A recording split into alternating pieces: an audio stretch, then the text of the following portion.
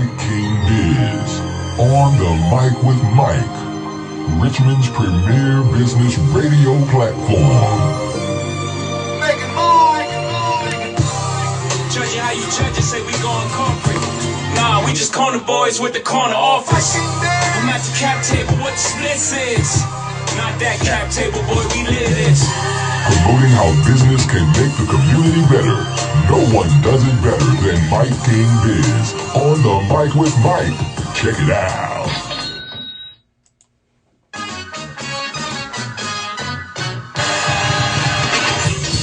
You know what it is?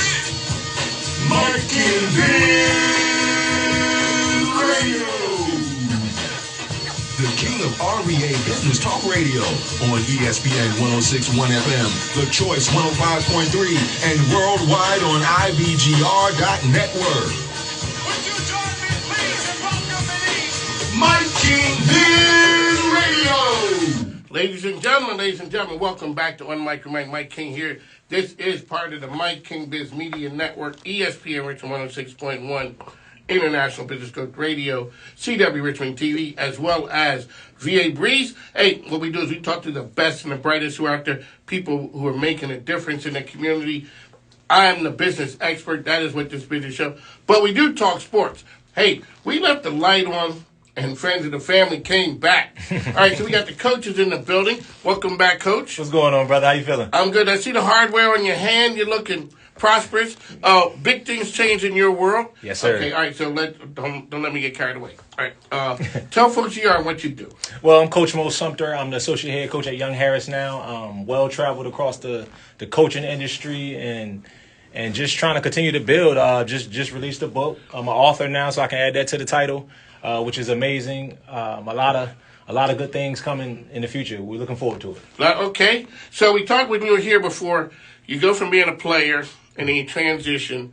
Let's talk about the first time somebody called you coach.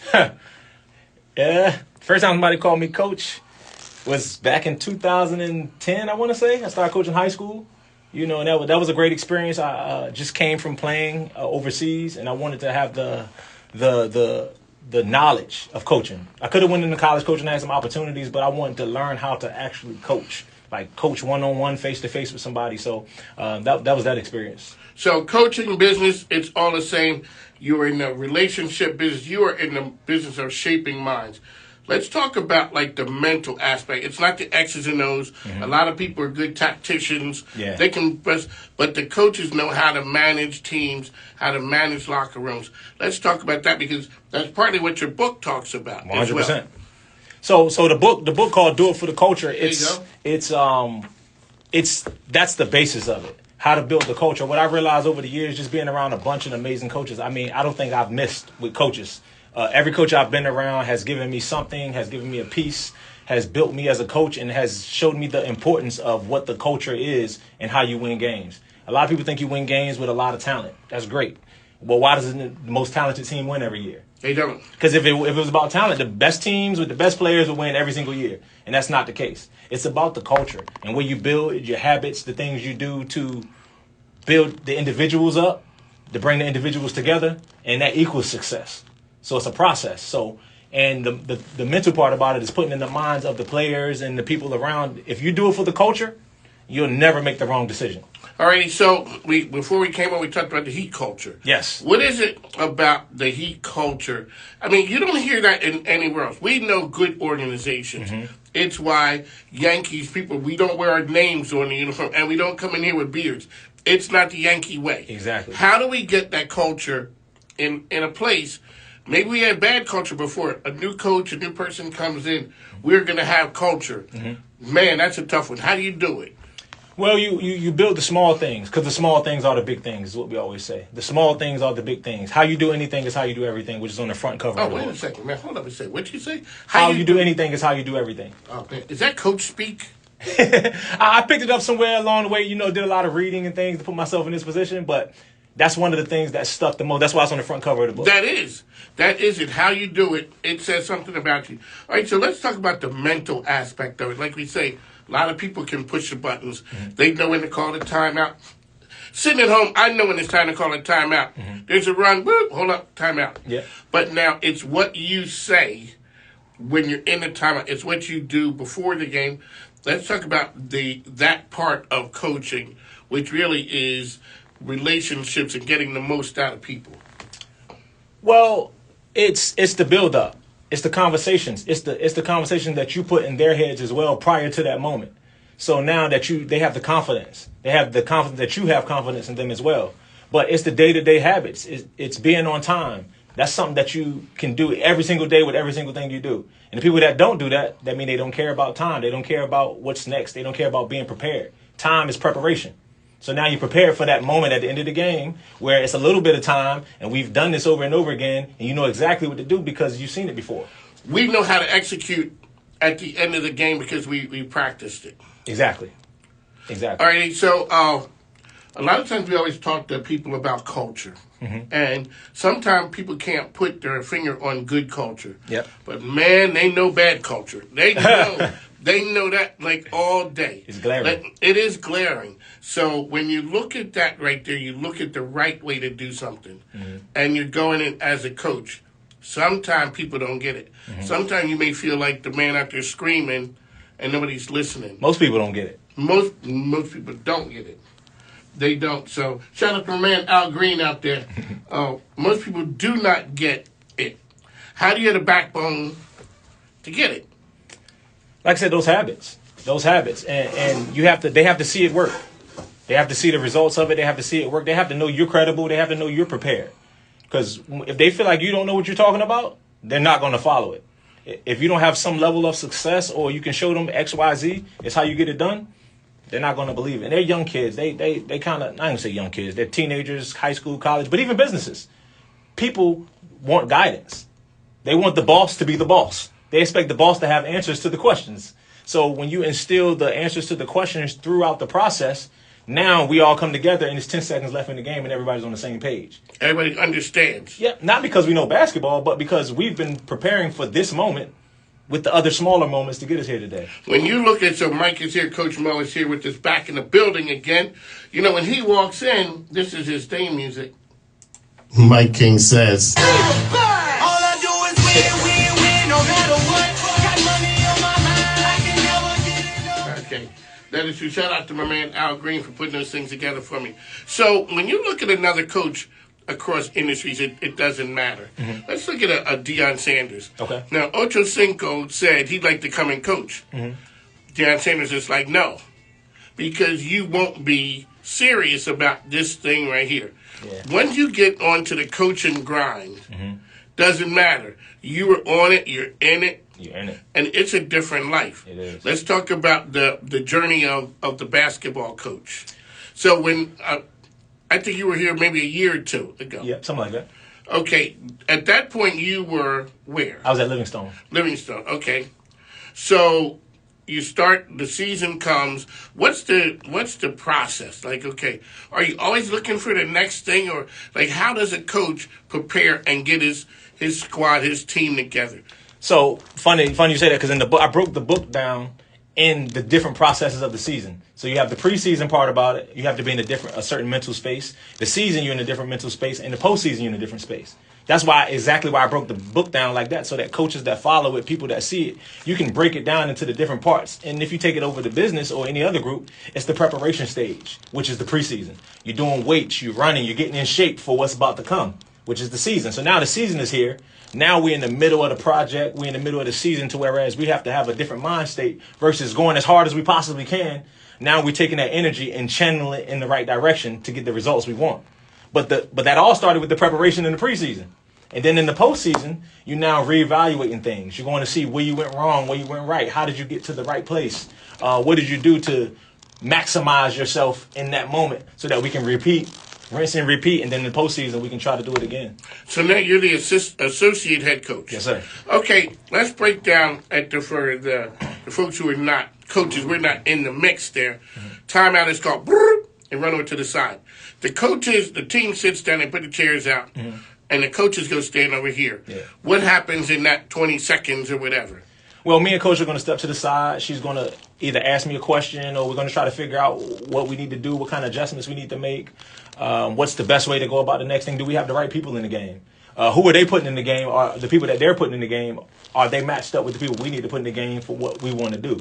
And so that's the conversation between me and Coach. And then she goes back, takes the pieces from our conversation, delivers that to the team from her eyes, my eyes, and then we develop a game plan for the next segment after the timeout. So coaches meet up here. Head coach goes in, talks to the team. Mm-hmm. They go out to the floor. Yes. Okay. So do you coach men or women? I coach women now. I coached men for 8 years. All right, so here. All right, so now this is a good one.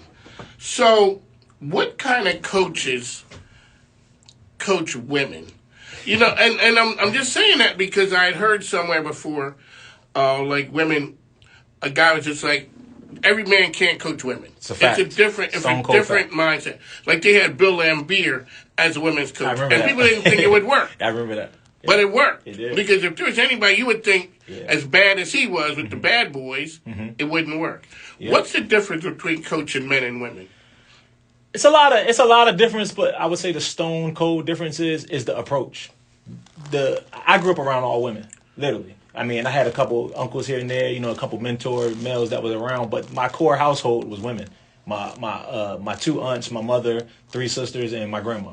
Oh, yeah, you was around, yeah. Yeah, so I was surrounded by, and a little sister as well. So I was surrounded by women most of my life. So that's why I felt like women's basketball was a better approach for me once I transitioned over. I felt a lot more comfortable in that space, just communicating and having different dialogues with women.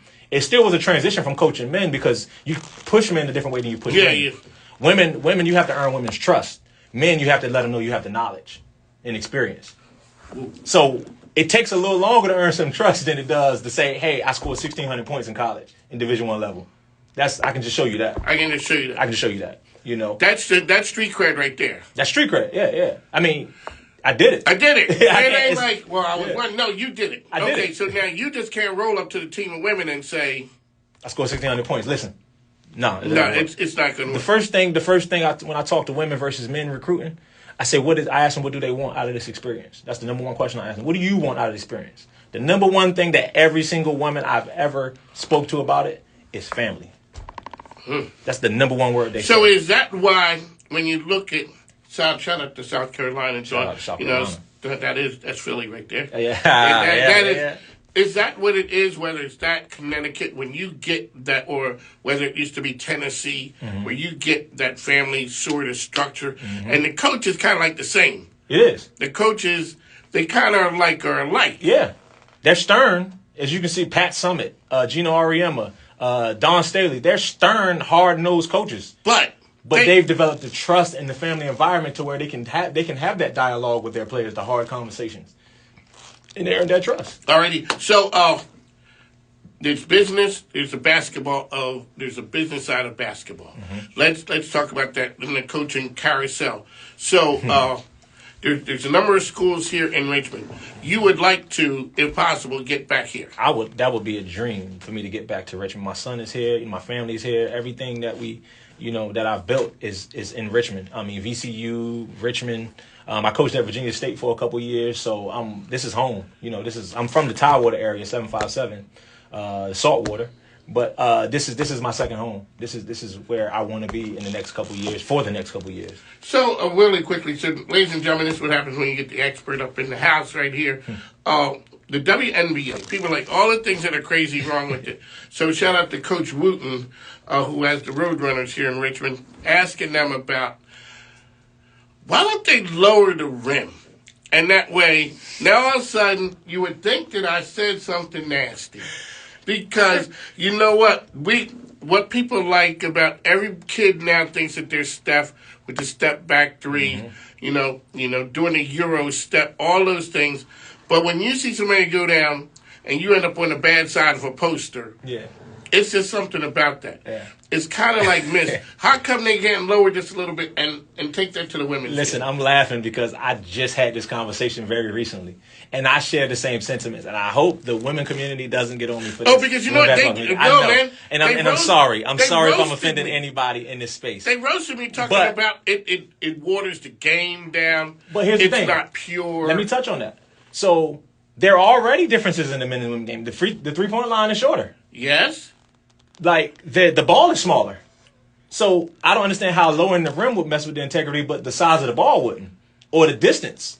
Because when did the girls start using the smaller ball? Because for the most part, they grew up around basketball. The ball was there. They rolled it over. Yeah, it's one ball. They started playing. They didn't have a girls' ball. Yeah. So I'm thinking they're going down. You're seeing somebody slam dunking and all of that. Yeah. You're going to tell me, now this is the business side, ladies and gentlemen, so this is a soapbox. This is not when you have your own show. You're going to tell me a slam dunk contest with a lower rim wouldn't work? Here's the thing. I was watching the game one day. I watched the game last year. Breonna Stewart was on the fast break. It was a 2-on-1 fast break. Somebody dropped it back to Breonna Stewart, and there was a person under the rim. And in my head, I saw boom. But in reality, she tossed it over the rim and ran down the court. Everybody just moved on.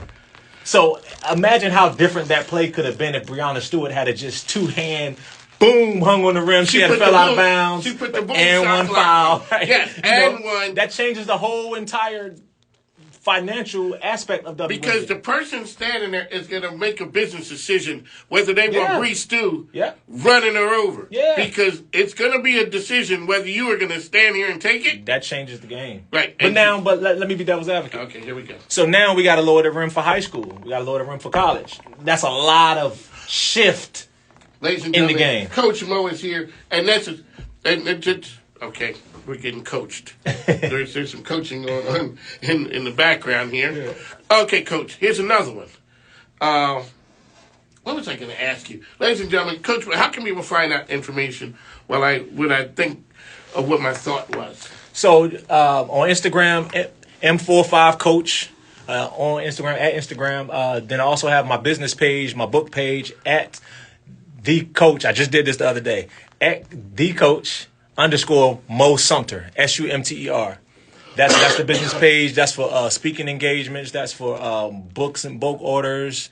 That's for speaking to your teams. Anything of that nature that you may need from a coach trying to build your culture. If you want coaching on building your culture, also for businesses as well. I've spoke to businesses and spoke about how to build their culture, because that's an important thing when you're trying to get any group of people to achieve a common goal. It has to have culture. There's some kind of culture, whether that's good, whether it's bad. There's culture. Good or bad. Yeah, it's still culture. Bad culture is still culture. And a bad culture just hang around. Yep. Okay, so I got my thought back. Coach Mo is here back with us. I saw a thing that said an all-star high school team would be able to beat the WNBA team. No, not true. Not at all. No, not even close. No. Not your best high school team couldn't do that. Shout out to my man KO. He said not possible. No. Shout out to KO, but no. I've played against WNBA players. It's not possible. Those are professional players. They're pros. They're pros. No matter how you slice and dice it, what level of pro, they're pros. It's funny. I had me and my nephew. He played Division I at Columbia, and we were playing. And I'm, I guess, 10 years, maybe 15 years older than him or so. So me and playing, and we started playing 1-on-1. And he was like, I forgot you were a pro. It was just certain little things that I did that he just couldn't do anything about, just being a pro versus being a good amateur. Especially not high school. Maybe some college teams can compete, but no high school team can compete with WNBA. All right, so let's talk about foreign players now, too. Yeah. Is that why the foreign players come here and you see them, that, whether it's Luka or the Joker or those people taking over, they get here, maybe they've been pros since they were 15 years old. Exactly. They've been pros and they've been 15, so they get some of the nuances of the game that you can only get from being a pro and people being stronger and faster than you. When people are stronger and faster, you have to figure out a different way to do what you want to do. That's the difference. The biggest thing, playing in the D.C. area, I played at Georgetown, Open Gyms, and the Kenner League up there, which is huge pros, and everybody's come through. The craziest thing I saw was Gilbert Arenas take 2 dribbles to get from one end to the other end and shoot a layup. So that separates how fast can you get from A to B is what separates the level. I tell everybody. You can take 3 dribbles in high school to get to the basket from the 3-point line. College, you can take 2. NBA is 1. That's the difference. And the 7-footer blocking your shot and you dunking on the 7-footer.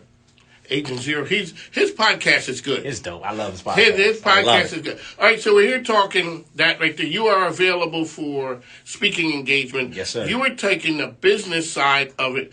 Let's talk about the mental state of what champions in sports or champions in business look like and deal with, because that's part of the book as well. You're talking about being mentally tough. Exactly. Being mentally tough, consistency and discipline. Those are the two words that come to mind every time I talk about it, consistency and discipline. I talk about time management in there, championship effort, things of that nature that, selflessness. You have the person beside you has to be as valuable as you feel for yourself in this group. Maybe not overall in life, but the person beside you, you have to be ready to celebrate them, celebrate their victories, celebrate their feats. And that's how we all come together to achieve the ultimate goal. Whatever the goal is we have in mind, whether that's getting in the black this quarter, whether that's scoring 1,000 points, whether that's us winning the conference or the national championship.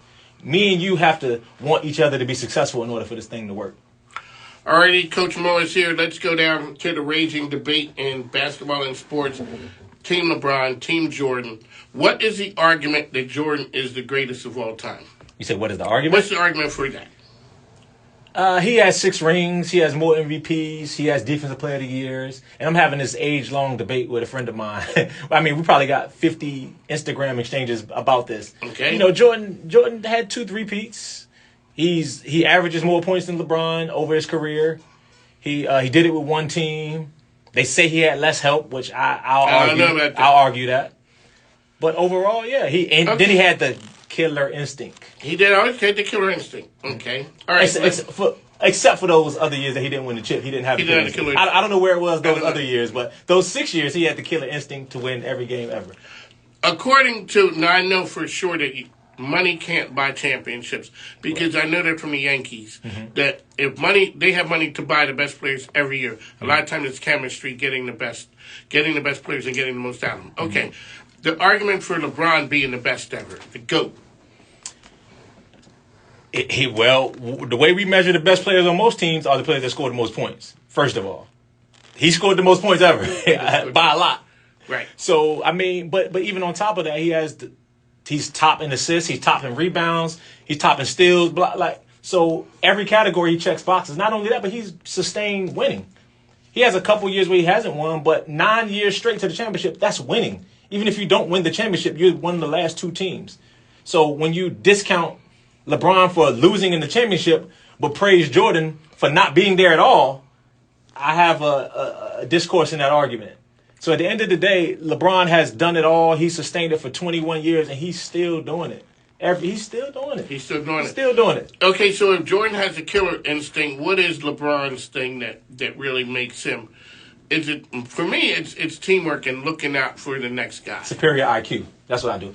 Whenever I have this debate, that's why I got you in here. The superior IQ. That's what I'm talking about, ladies and gentlemen. And I think that's the divide between the two. One, we say his thing is killer instinct. One, we say his IQ. Now I asked you this: what would you take, killer instinct or IQ, if you were starting a franchise? I'm taking IQ. I would think so. You would think so, but that killer instinct is sexy. It's sexy. It's sexy. Sounds good. It sounds good. Measure it. You might not be able to. The killer instinct is breeze through on the break, 2-hand jam hanging on the rim. Yeah. You see that all day. That's a poster. So what I'm saying is that okay, so we measure killer instinct. We measure it by clutch time points, right? Fourth quarter points, fourth quarter percentage, most game winners. LeBron is above Jordan in all of those. Yes. But that's killer instinct, according to everybody. And people get on him because they say he does not have that killer instinct. For me, it is the same way we conduct business. It's about the culture of the place. Mm-hmm. Jordan did it with one team. Yep. They didn't have that ability then to do what these guys do now, which is take your game and take your talents to the person who would pay you the most. Exactly. The way the Bulls were, the relationship that Jordan had with them, he would have been on the first thing smoking if he could have got out of Chicago. Yeah, Pippen too. Right, and then we would never have the Last Dance and all of that. True. It would not have been. All right, Coach, you got another. Okay, so how can people get information about the book? Okay, you can get the book on Amazon right now. Type in "Do It for the Culture." It'll pop right up. You'll see this beautiful face of mine with no beard. And you can go on the website, grab it anytime, anywhere. You can also contact me for it if you would like signed copies. You call me. I mean, not call me, but hit me on Instagram. Hit me on any platform. My email is on my Instagram. My link tree is on Instagram. So hit the platform. I'll send you a signed copy, and you have your personalized copy from me. And you have another book on the way. You got another book in you. Next year, I plan on dropping another book. I haven't received the title yet or figured out the title, but it'll be coming soon, and it'll dive deeper into the mental mind state of the individual. This is more the team mind state and the cultural mind state. The next level is going to be the individual and how you get yourself in that zone for the game to maximize your abilities from practice and get it to translate to the game. So young kids out there right now, boy, girl, doesn't matter, out there trying to prepare themselves for that next step. Exactly. What do they need to do to get ready? The same thing with a business person. Whether you and the fiance, you guys are going in business, you're doing business-related things. Mm-hmm. What's the same? Getting ready to coach, getting people ready to be recruited, mm-hmm. and then also winning on the business stage.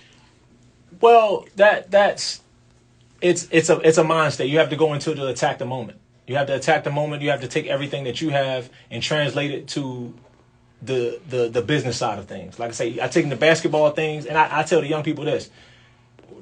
I like helping young people prepare for the next level, right? So the way that I go about that is giving them life lessons along the basketball path. The reason why we're in the room is basketball. But what we're going to get out of this is life. So we're going to extract the things, the tools, the things that are in the book for the culture and put them into every other facet of our lives, whether that's family, whether that's business, whether that's work, whether that's being a parent, and put that into life and build a championship culture. So when you said you asked the girls what did they want out of it as family, mm-hmm. What did the boys say? The boys want to win. The boys want to play. The boys want to get on the court. They want to play. They want to play. They want to win. They want to average 50 points a game. You know what I try and tell people? And we always talk about this person's a brain surgeon, this person's a rocket scientist. Mm-hmm. The worst dude on the NBA team was a star. Yes. Somewhere else. Yep. There are more brain surgeons than the worst guy on the NBA team. Correct. And he's just sitting there. And people think it's funny. Mm-hmm. Whether we've had history has been made up of them. Yeah. But you know what? The last guy picked sometime he becomes Brock Purdy or Chris Dudley, who, just hang around long enough. Yeah. And next thing you know, it becomes successful. Exactly. And like you said, it's a lot of different pathways to get to $1 million. We learned the basketball, football way, but I like to open the younger people's mind to so many different ways to get to wherever you want to get to, outside of sports. But then you use sports to get to wherever you want to get to. There's nothing wrong with that. Going to college for free is a gym. Trust me. Yes, it is. I went to college for free, $99. It's a beautiful thing. It's a beautiful thing not to have student loan debt and things like that. But that's not the end-all, be-all. And I think that's where we mess it up. We make that the end-all, be-all. And we have nothing else. It's funny. Okay. So the boys want to get to the NBA. Yeah. How often do the girls want to, I want to be in the WNBA? Or do they even come out and say, wow, nobody's ever asked me that. You really got to think that you're something. Yeah.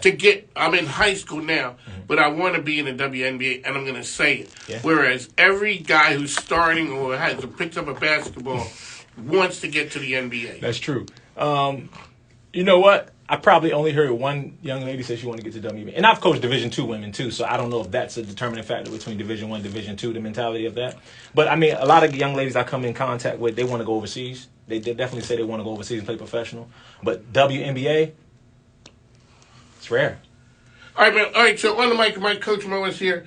Let's talk about that hardware you're rocking right there. Oh. I had to put my sunglasses on. Man. All right, come on, man. Show the people what you got going on.